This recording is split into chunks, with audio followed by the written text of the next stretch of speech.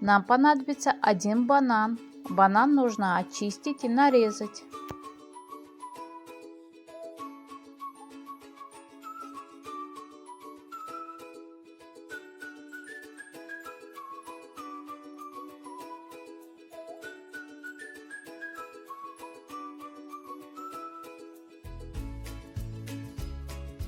Нам понадобится какао-порошок. 2 чайные ложки какао-порошок мы добавляем в нарезанный банан.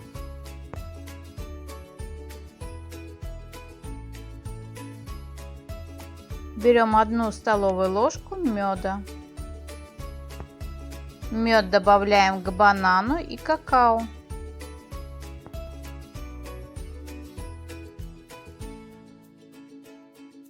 Берем 1 стакан горячего молока, 200 грамм. Молоко добавляем к банану, какао и меду. И все хорошо взбиваем до однородной массы. Такое средство хорошо применять при кашле и першении. А главное, это все полезное и натуральное. Готовое средство мы разливаем по стаканам и принимаем. С вами была Ната Лайф. Подписывайтесь на канал, не забывайте нажать на колокольчик. Дальше больше, дальше еще интереснее. Всем пока-пока, до новых встреч.